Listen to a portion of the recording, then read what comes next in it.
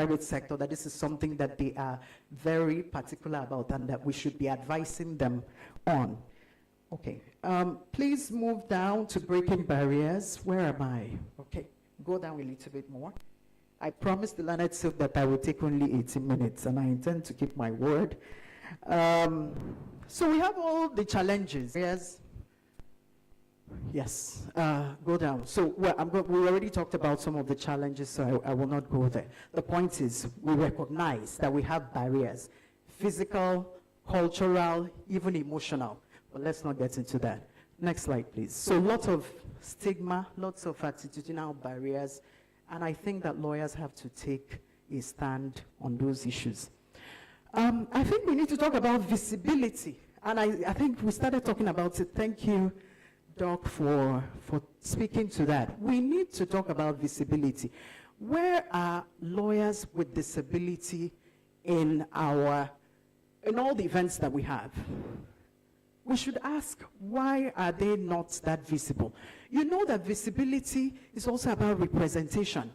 It's about when I see somebody like me doing something, encourages me.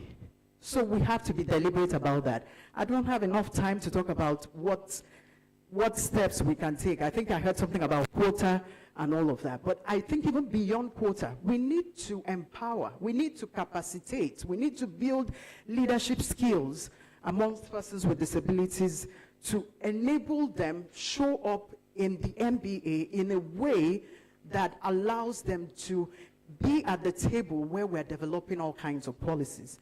If you look at some of the policies that we have, if you look at the rules of professional conduct, one of the things that we say there is that, it is discouraged for lawyers to go to clients' homes and whatever. What if the person is a person with disability? And just using that as a low-hanging fruit, a soft place, where we need to now begin to look at language, review all our policies and say, where do we build in inclusion? Where have we built in exclusion so that we can extract it and be the people that we ought to be? We talked about data, so we've already talked about data, and I'm glad that, the information, we're beginning to, collect different kinds of information because, like I said, when we did that research last year, I was flabbergasted at the, the emptiness there. Okay, the other thing I wanted to say was, I think we've talked about heterogeneity, but very important to recognize that there are different clusters of disability.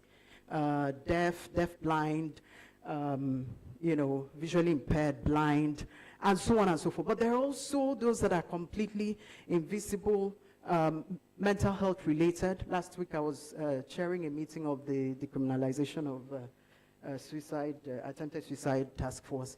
And Jonah Pitt said, we have now included psychosocial and mental health as one of our clusters. So even within us, in the disability community, we have to eschew any form of stigmatization. Moving on, and next slide, where are we? Okay. So for MBA, we must demonstrate allyship.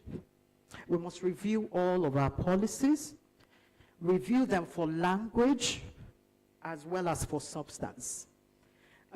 We must address employment. So it was awesome. I didn't talk to anybody before we did this presentation, but the issues are the issues, okay? We must address employment.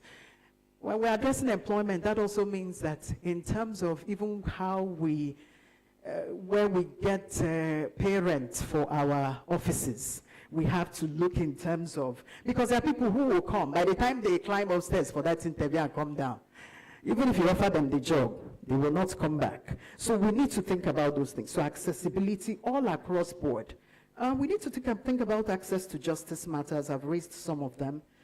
And also partnering with the National Commission on Persons with Disabilities as MBA, right? As MBA. There are a couple of other things that I have here, but I'm going to let that go.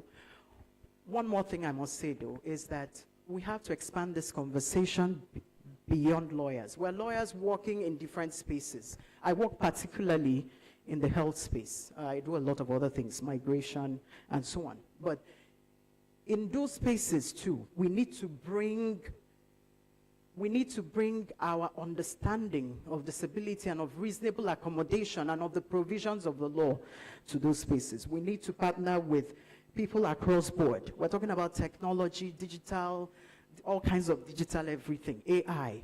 Where is disability there, and what does the law say about that? We need to educate ourselves so that we can support